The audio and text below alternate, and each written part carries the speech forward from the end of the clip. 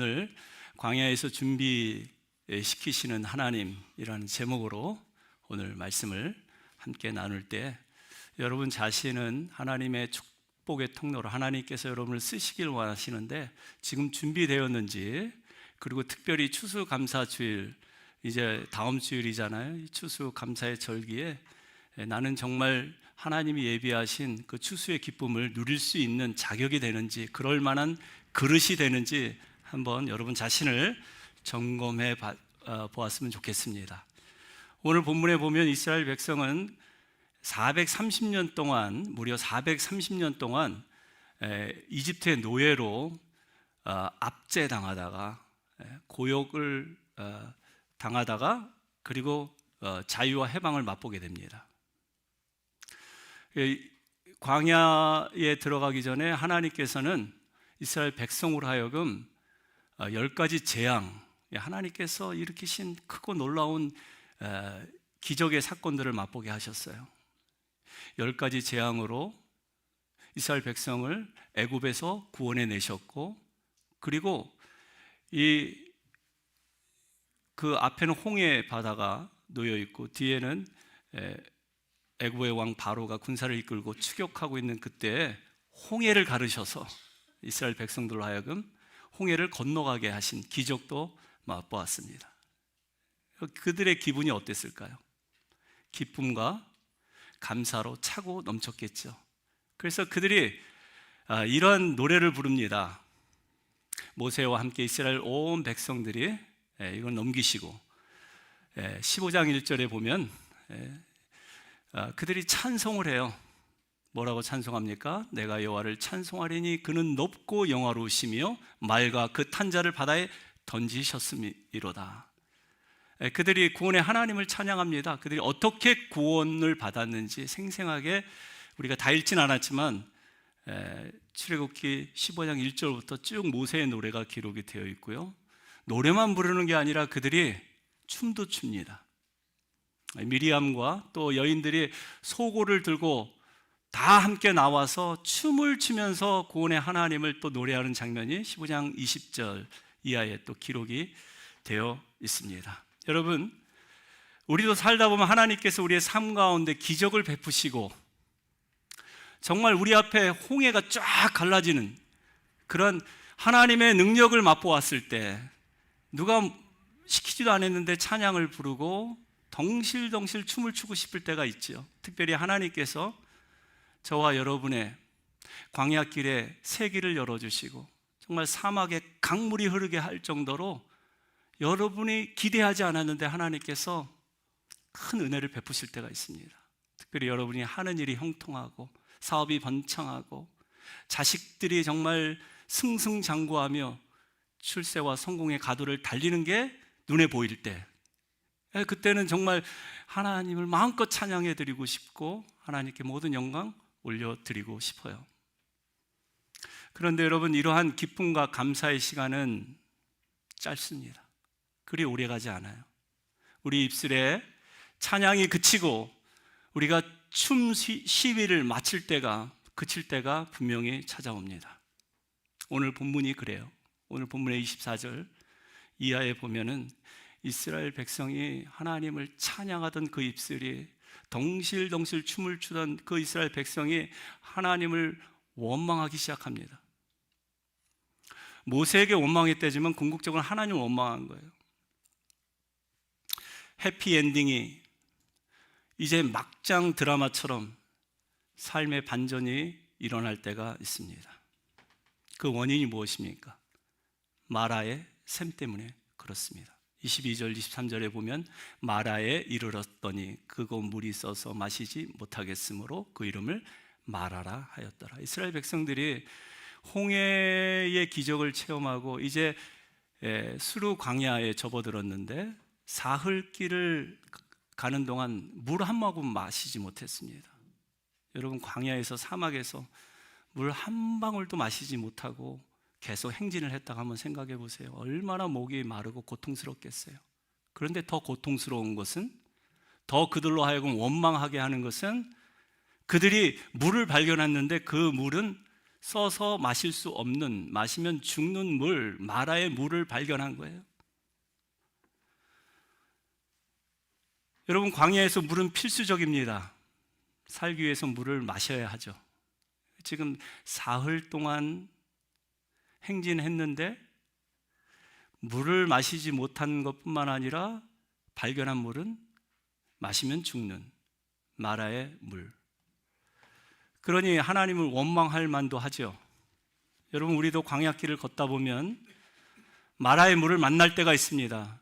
그때는 감사와 찬양은 온데간데 사라지고 우리 마음의 불평과 원망만 가득 차게 되지요. 룻기에 보면 한 여인이 등장합니다. 나옴이란 여인은 이름이 나옴이 기쁨이란 뜻을 가진 여인이었어요. 그런데 이스라엘 땅에 기근이 찾아오니까 그가 살 길을 찾아서 가족들과 먹고 살기 위해서 모압이란 땅에 이민을 갑니다. 그런데 이민 생활 10년 동안 남편이 죽고 두 아들도 죽어버려요. 빈털터리로 고향으로 다시 돌아올 때 동구밭에서 나오미를 발견한 동네 여인들이 이는 나오미가 아니냐라고 말했을 때 나를 나오미라고 부르지 말고 나를 마라라 불러다오. 나는 인생의 쓴물을 마신 여인이라고. 여러분은 혹시 이민생활 하면서 그런 마라의 쓴물을 만난 적이 있습니까? 정말 이민 와서 가족들과 잘 살아보려고, 행복하게 살아보려고 왔는데 20년, 30년 아이들을 낳고 또 아이들을 기르고 출가를 보내고 나서 보니까 남편은 먼저 세상을 떠나고 홀로 빈털터리로 외롭게 혼자 남아있는 여인이 있다면 그 사람은 마라의 샘을 만난 것입니다. 그 예쁜 얼굴은, 젊은 얼굴은 온데간데 없고 이제 얼굴에 주름살, 검버섯이 온통 피어서 화장을 해도 티가 나지 않습니다. 분장을 해야 사람을 만날 수 있을 정도로 자기 자신에 대한 자신감이 없습니다.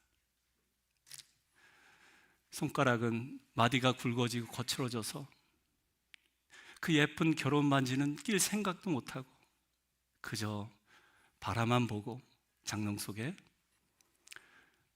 놔야 하는 그러한 여러분의 모습이 있다면 마찬가지예요. 마라의 샘을 만난 것입니다.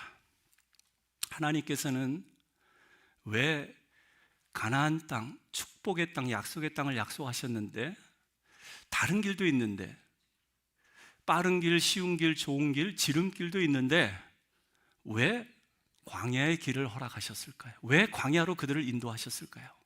그것도 3일 길을 가고 거기서 마라의 샘을 만들어서 거기서 불평과 원망으로 사로잡히게 할까요? 여러분, 지도를 보시면 직선으로 가는 코스가 있었습니다. 바로 홍해에서 곧장 블레셋 땅을 거쳐서 약속의 땅으로 들어가는 이 길은 10하루면 들어갈 수 있는 길이에요. 쉽고 편한 길일 수 있습니다. 그런데 왜 하나님은 이스라엘 백성들로 하여금 온갖 광야를 다 거치게 하셔서 40년 동안 그 광야를 뺑뺑 돌게 하시다가 약속하신 가나안 땅으로 들어가게 하셨을까요? 쉬운 길이 있는데 왜 어렵고 불편하고 가기 싫은 광야의 길로 우리를 인도하실까요? 그것은 아직 그들이 전쟁을 치를 준비가 되어 있지 않기 때문입니다. 여러분, 하나님께서 약속하신 가나안 땅은 빈 땅이 아닙니다. 그곳에 사람이 안 사는 곳이 아니에요. 그곳에는 이미 가나안 족속 7개의 족속이 거기에 이미 거주하고 있고, 그리고 그 땅은 정복해야 할 땅입니다. 싸워서 이겨서 뺏어야 할 땅입니다. 근데 전쟁 준비가 전혀 되지 않은 이스라엘, 출애굽기 13장 17절에 보니까 분명한 이유가 적혀져 있죠. 블레셋 사람의 땅의 길은 가까울지라도 하나님이 그들을 그 길로 인도하지 않으셨으니, 그 이유가 뭐예요? 전쟁을 하게 되면 마음을 돌이켜 다시 애굽으로 돌아갈까 하셨습니다. 여러분, 우리가 아무리 하나님께 축복을 바라고 우리가 축복의 통로로 쓰임받기를 원해도 우리가 준비되지 않으면 하나님께서 우리를 쓰시지 않습니다. 오히려 우리를 광야로 인도하셔서 광야에 훈련을 마치고 난 다음에 준비되면 그때 하나님께서 축복의 땅, 가나안 땅으로 인도하심을 믿으시기 바랍니다. 그 블레셋 사람들을 만나서 겁먹고 다시 애굽의 종살이로 돌아갈까 봐, 그래서 그 길로 인도하시지 않은 거예요. 여러분, 광야는 하나님의 훈련 장소입니다. 하나님은 광야에서 우리를 훈련하시고 광야에서 우리를 축복의 사람으로 준비시키십니다. 그 광야 훈련을 잘 감당하려면 우리가 기억해야 할 것이 몇 개 있습니다. 첫째는 하나님이 나를 잘 아신다는 것입니다. 여러분 자신보다 하나님이 여러분을 더 잘 아세요. 우리는 하나님께 때 쓰듯이 정말 기도할 때마다 하나님, 나에게 은혜를 베풀어 주시고 나를 축복해 주세요. 나의 이 오래된 이 고질병을 좀 고쳐주세요. 하나님께 치유와 회복을 구하면서 기도하지만 그 기도가 쉽사리 응답되지 않고 하나님의 시간을 기다려야 할 때가 있죠. 저도 그래요. 우리는 우리 자신을 너무 과신하는 경향이 있습니다. 우리가 생각하는 것처럼 우리는 그렇게 뛰어난 사람도 아니고 위대한 사람도 아니에요. 약하디 약하고 어리석다 싶어서 참 하나님께서 한숨만 내쉴 수 있는 그런 연약한 존재들입니다. 그래서 여러분, 우리가 광야를 지날 때에는 우리에게 필요한 복은 다름 아닌 두 가지라고 생각합니다. 광야를 지날 때 광야를 버틸 힘이 우리에게 필요해요. 그리고 또 하나 필요한 것은 광야를 지날 때 믿음의 고백이 우리에게 필요합니다. 하나님이 누구신지, 하나님께서 내 삶 가운데 지금 어떤 일을 하고 계신지 믿음의 눈으로 바라보고 우리의 믿음의 고백을 할 때, 그때 우리는 무사히 광야를 통과하게 될 줄로 믿습니다. 그런데 오늘 이스라엘 백성은 버틸 힘이 없었어요. 믿음의 고백도 없었습니다. 전혀 준비되지 않았어요.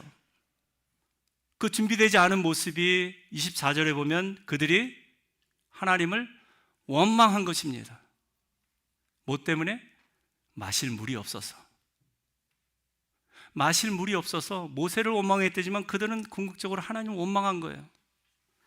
여러분, 지금까지 이스라엘 백성은 하나님의 능력을 경험했어요. 하나님께서 불과 사흘 전까지만 해도 크고 놀라운 기적들을 행하시고 그들을 이곳까지, 여기까지 인도하신 것을 잘 압니다. 그러나 그들이 정말 믿음이 있었다면 잠잠히 하나님 바라보고 원망할 것이 아니라 하나님께서, 홍해를 가르신 그 하나님께서 이제 광야에서도 세기를 열어주실 줄 믿습니다. 나의 필요한 모든 것들 주님께서 공급하실 줄 믿습니다. 그렇게 믿음으로 잠잠히 하나님을 기다릴 수 있어야 돼요. 그런데 그들은 하나님을 믿지 않았어요. 그리고 하나님께 원망, 불평을 쏟아 놓았습니다. 사랑하는 여러분, 추수감사절기를 맞이하여 감사할 수 있기를 바랍니다. 올 한 해 많이 거두었든 적게 거두었든, 아니 거둔 게 하나도 없다 할지라도 여러분 마음에 감사와 찬양이 차고 넘치실 수 있기를 바랍니다. 여러분, 감사는 하나님께서 우리에게 베푸신 그 일에 감사한 거예요. 하나님께서 나를 구원하신 것에 감사하는 것이죠. 지금까지 내 삶을 돌아보니까 하나님께서 크고 놀라운 일들을 행하셨던 것을 내가 기억하고 감사하는 거예요. 그래서 여러분, 우리의 감사는 그래서 감사가 아니고, 그러므로 감사가 아니고, 그렇기 때문에 감사가 아니라, 그렇다 할지라도, 그럼에도 불구하고 감사임을 믿으시기 바랍니다. 하박국 선지자처럼, 하박국 선지자가 그런 감사를 드리지 않았습니까? 비록 무화과 나무 잎이 마르고 포도나무 열매가 없고 감람나무 소출이 없고 밭에 소출이 없고 우리의 양이 없고 외양간 송아지가 없어도, 비록 그럴지라도 난 여호와로 즐거워하리, 난 여호와로 즐거워하리, 난 구원의 여호와를 찬양하겠다. 그렇게 그가 고백하지 않습니까? 그 고백이 저와 여러분의 고백이 되기를 간절히 축원합니다. 그런데 우리의 모습을 보면 오늘 이스라엘의 모습과 크게 다르지 않아요. 하나님께서 지금까지 나에게 베푸신 은혜가 너무나 감사한데, 감사보다는 오히려 불평, 원망이 아직도 응답되지 않은 그 기도 때문에 하나님의 신실하심을 믿지 않고 기다리지 못해요. 하나님 우리를 잘 아십니다. 광야가 필요한 이유가 있습니다. 광야를 통과해야지만 하나님께서 우리를 준비시키시고 축복의 통로로 사용하시기 때문에 우리가 원치 않는 마라의 샘물을 만나게 하실 때가 있어요. 저는 제 나이 29에 늦가기 나이로 신학교에 문을 두드렸습니다. 네, 29에. 그리고 10년 이상 뉴욕, 뉴저지 여러 교회에서 전도사 수업을 받고 훈련을 받았어요. 그리고 40살에 목사 안수를 받았습니다. 목사 안수를 받고 저는 자신이 있었습니다. 제가 아까 말씀드렸다시피 너무 자신을 과신했던 것 같아요. 그래서 교회를 개척하면 사람들이 밀물처럼, 정말 구름대처럼 몰려올 줄 알았어요. 스테튼 아일랜드에 교회 이름을 짓고 물된 동산, 정말 이 시대 심령이 가난하고 목마른 영혼들이 이 물된 동산 교회로 몰려올 줄 믿습니다. 그렇게 기도하고 매 주일마다 주보를 예쁘게 만들어서 사람들을 기다렸어요. 그런데 한 주, 두 주, 한 달, 두 달이 지나도 개미 새끼 한 마리 어신거리지 않았습니다. 예배는 매주 너무너무 썰렁했어요. 교인이라고 해봤자 저와 우리 아내, 그리고 그 당시 세 자녀, 어린 세 자녀, 그리고 소천하신 저희 어머니 모두 6명이었습니다. 가끔 한 번씩 저를 아는 지인들이 교회를 방문했지만 등록하지는 않았습니다. 그렇게 한 달, 두 달, 6개월, 1년이 지나도록 아무도 교회를 찾지 않을 때 저희 어머니가 암투병을 하시다가 결국 소천하셨어요. 교인이 한 명 줄은 것입니다. 그리고 그 다음 날, 장례식을 마친 그 다음 날 월요일 날 아침 등굣길에 우리 큰딸 레베카가 등굣길에 큰 교통사고를 당합니다. 병원에 실려갔어요. 그때 저는 하나님을 원망하면서 기도했던 기억이 있습니다. 수술실 앞에서 하나님, 왜 이 어린 딸입니까? 차라리 나를 데려가시지. 하나님 원망했어요.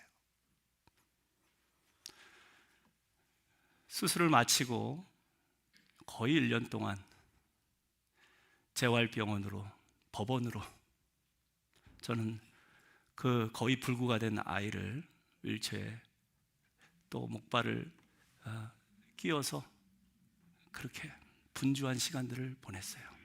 2008년 그 해는 제가 절대 잊을 수 없는, 고난이 욕과 같이 시리즈로 저에게 찾아온 그 해였기 때문에 저는 기억합니다.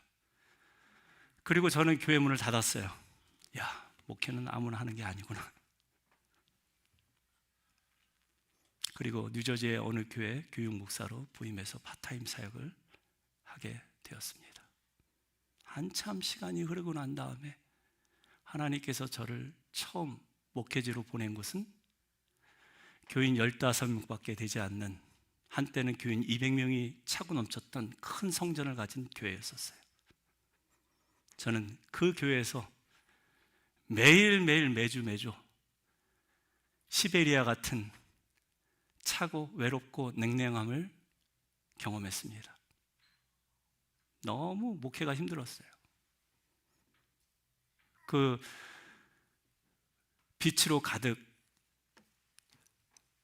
정말 감당할 수 없는 부채를 안고 있는 교회를 매각하고, 그리고 다시 교회를 시작해서 교회를 여러 번 옮겨 다녔어요. 여러분, 제가 이런 개인적인 이야기를 하는 이유는 오늘 말씀, 오늘 그 원치 않은 마라의 쓴물을 경험할 때 하나님 주신 말씀이 있었어요. 그 말씀이 뭐냐면 오늘 본문의 25절에 기록되어 있는 말씀이었어요.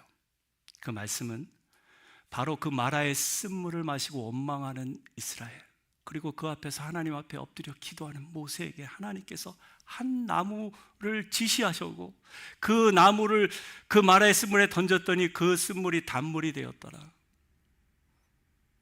저는 그때 목회는 아무나 하는 것이 아니구나, 나는 안 되는구나, 정말 패배의식과 열등감, 상실감 때문에 눈물을 흘려 하나님께 기도했는데, 하나님께서 이 말씀을 떠올리게 하시면서 그 나무의 정체가 무엇인가, 그 마라의 쓴물에 던져진 그 나뭇가지가 무엇인가를 한번 생각해 보았습니다. 그것은 다름 아닌 예수 그리스도의 십자가. 예수님께서 우리 죄를 위해서 친히 담당하시고 어깨에 짊어지시고 갈보리 정상에서 그 십자가에 손과 발이 묶인 채, 박힌 채 죽으신 나무 십자가. 그 나무 십자가를 내가 잊었구나, 내가 할 수 있다 라고 착각하고 신학교를 7년을 다니고 신학교에서 정말 유명하고 저명한 교수님들의 강의를 듣고 이거 가지고 목회하면 되겠다라고 생각했는데, 목회는 강의실의 강의로 되는 게 아니더라고요. 목회는 실제였습니다. 이론이 아니었어요. 치열한 이민자의 삶을 살아가는 그 아픔과 고통과 애환 속에 오늘도 하나님을 바라보고 의지하는 성도들을 상대로 하는 목회이기 때문에 하나님께서 나를 준비시키기 위해서 이렇게 먼저 마라의 쓴물을 경험하게 하셨구나. 그리고 다시 그 나무 십자가 바라보고 그 나무 십자가가 나에게 소망이요 능력임을 다시 한번 깊이 깨닫게 하셨어요. 그래서 오늘날 하나님께서 여전히 부족하고 여전히 준비되지 않았지만 준비된 교회, 준비된 우리 성도님들, 평안교회 성도님들 만나게 하신 줄로 믿습니다. 그래서 우리가 우리 자신을 너무 몰라요. 정말 연약한데 하나님 보시기엔 강한 척해요. 하나님 보시기엔 어리석은데 똑똑한 척해요. 그래서 우리를 약하게 만들고 연약해서 자기 힘으로는 절대 일어설 수 없다라는 자신의 실존을 깨달을 때까지 우리를 낮추시는 하나님, 그 일은 다 광야에서 이루어짐을 기억할 수 있기를 바랍니다. 두 번째, 하나님께서 우리를 훈련하시는 이유는 무엇입니까? 여전히 하나님을 믿는다고 하지만 믿지 못하고 하나님께 모든 걸 맡긴다고 하지만 아직도 맡기지 못하기 때문에 광야 40년을 걷게 하신 거예요. 그때 저는 제가 할 수 있다라는 의지가 너무 강했던 것입니다. 주위 사람들이 그렇게 칭찬 많이 했거든요. 전도사님 목사 안수 받고 교회 개척하면 저도 합류할게요. 교회 잘 될 겁니다. 걱정하지 마세요. 그래서 저는 그냥 하면 되는 줄 알았어요. 그런데 저는 준비되지 않은 목회자였습니다. 여러분, 하나님은 준비되지 않은 사람은 절대로 사용하지 않습니다. 우리가 성경을 봐도 그렇지 않아요? 하나님께서 아브라함을 믿음의 조상으로 세울 때까지 아브라함도 마라의 쓴물을 마시지 않았습니까? 하나님께서 아브라함으로 하여금 너의 사랑하는 유일한 독자 이삭을 모리아산에 번제로 바치라. 어느 정도 믿음이 올라왔던 아브라함은 하나님 말씀이니까 순종했어요. 그리고 아들과 함께 사흘길을 모리아산을 향해서 올라갑니다. 올라갈 때 아들이 묻죠. 아버지, 나무와 불은 여기 있는데 번제할 어린 양은 어디 있습니까? 그때 아브라함이 딱 한마디 합니다. 여호와 이래. 여호와 이래. 하나님께서 친히 준비하신단다. 하나님께서 친히 준비하신다는 그 말 한마디만 하고 아들을 데리고 산꼭대기에 올라가서 아들을 결박하고 단위에 올려놓고 칼을 들어 내리치려는 순간 그때 여호와 하나님의 음성이 들려오죠. 아브라함아, 아브라함아. 이제 제가 이렇게 점잖은 목소리로 안 했을 것 같아요, 그죠? 아브라함아, 아브라함아. 하나님께서 기겁을 하고 그렇게 개입했을 것 같아요. 내가 이제야 나를 경외하는 줄 내가 알겠다. 그리고 숯불에 걸린 한 마리의 어린 양을 가리킵니다. 그 숯불 나무에 걸린 그 한 마리의 어린 양은 바로 우리를 위해서 세상 죄를 짊어가는 하나님의 어린 양 예수 그리스도께서 대신 죽으실 것을 가리키세요. 그래서 아들 대신에 그 어린 양을 잡아다가 하나님 앞에 번제로 올려드릴 때 그 마음이 어땠을까? 더 이상 하나님은 아브라함을 시험하지 않습니다. 이 일이 있고 난 다음에는 아브라함 믿음은 정말 열국의 아비의 믿음의 조상으로 우뚝 서게 됩니다. 여러분, 요셉도 마찬가지예요. 요셉도 배신의 그 마라의 쓴맛을 맛보고 얼마나 치를 떨었겠어요.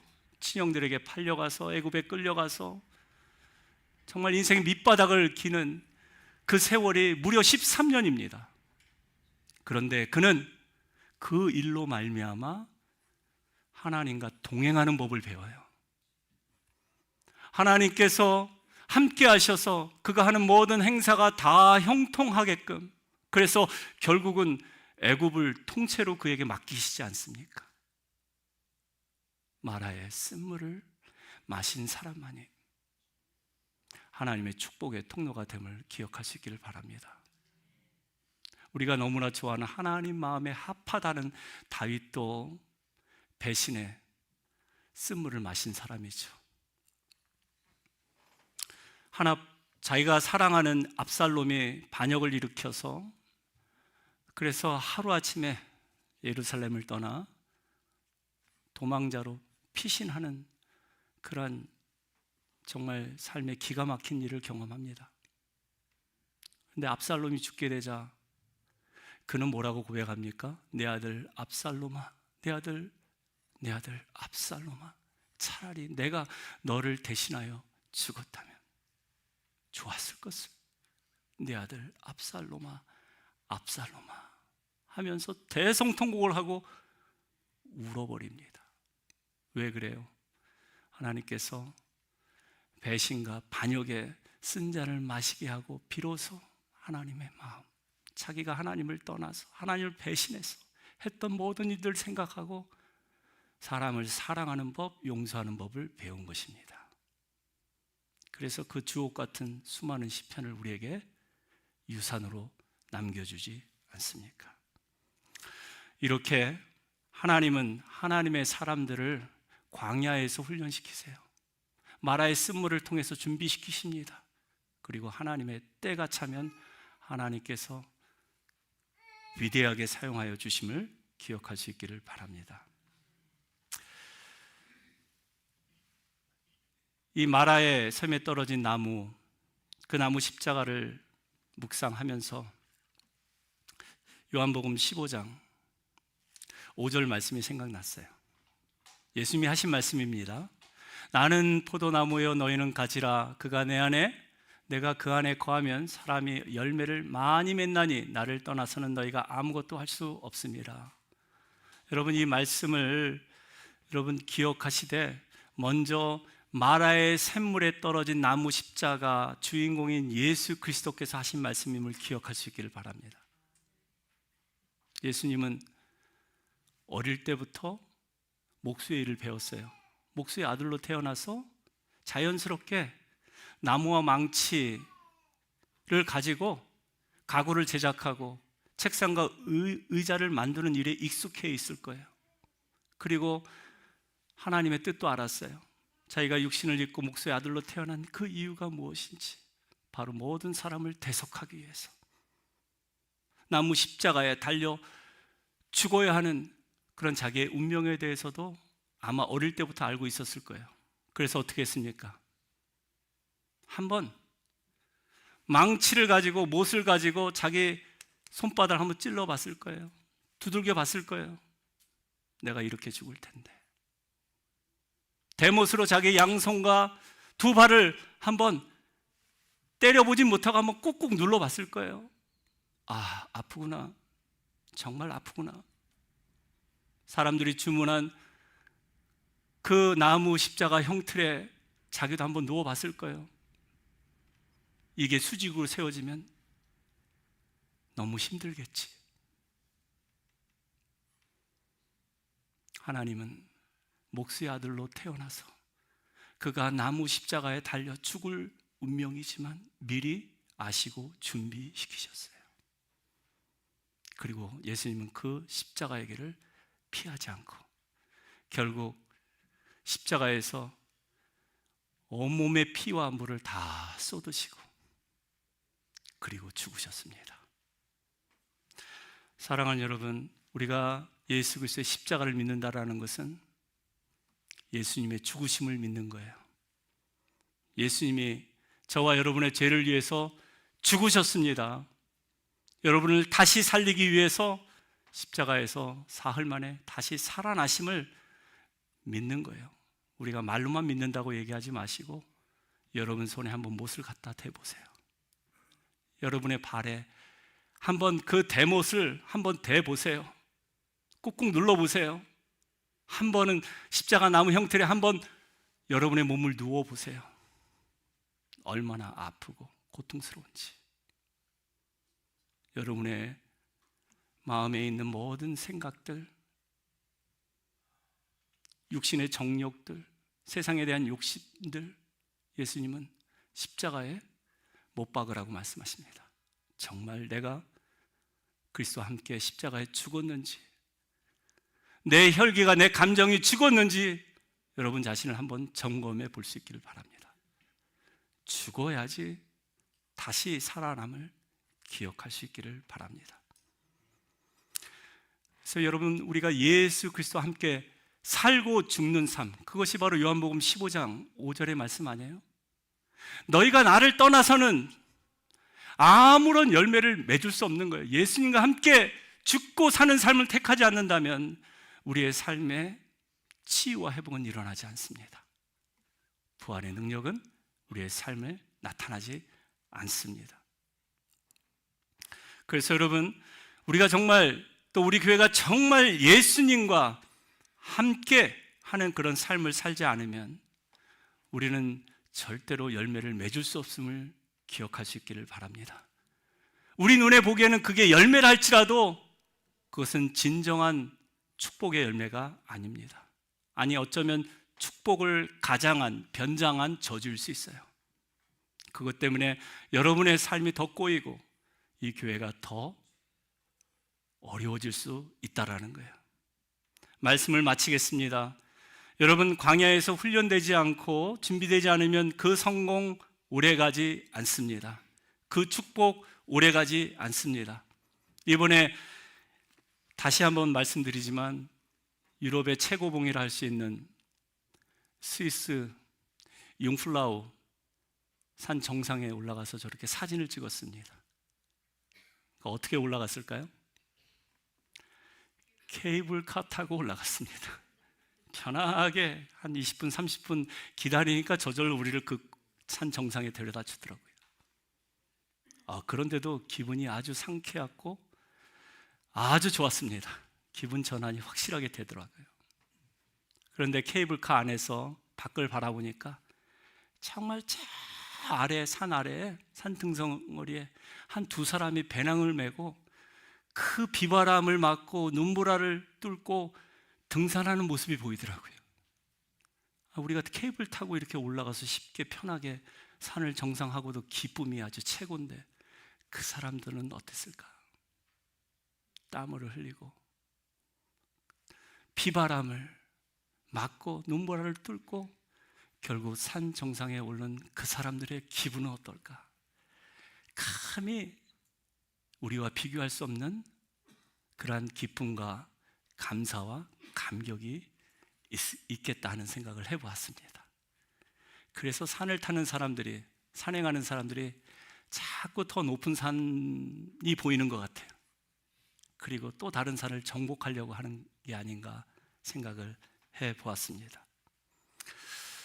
여러분, 하나님이 여러분들에게 허락하신 광야의 고난, 마라의 쓴물은 우리를 더욱더 단단하게 만듭니다.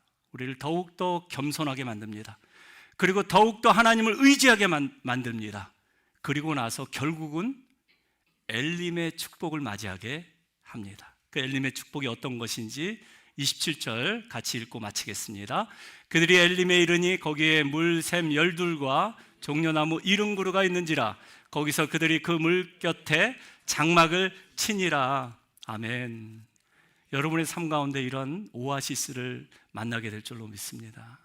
광야를 지나는 동안 마라의 쓴물을 마시고 낙심하고 원망하는 것이 아니라 하나님께서 나를 지금 훈련하시는구나, 나를 준비시키시는구나.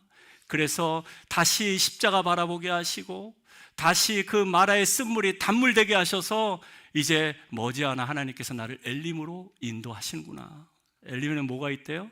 종려나무 70그루 그리고 물샘 12이 거기에 기다리고 있대요. 그리고 이스라엘 백성은 그곳에 거주하게 됩니다. 사랑하는 여러분, 하나님께서 준비하신 마라의 그 고통 가운데는 반드시 엘림이 기다리고 있다는 사실을 다시 한번 기억할 수 있기를 바랍니다. 그 엘림은 우리의 믿음과 순종으로만 갈 수 있는 길임을 또한 기억할 수 있기를 바랍니다. 바라기는 고난의 대장정을 마치고 하나님의 축복을 누리시는 저와 여러분, 우리 평안교회 성도님들 다 되시기를 주님의 이름으로 축원합니다.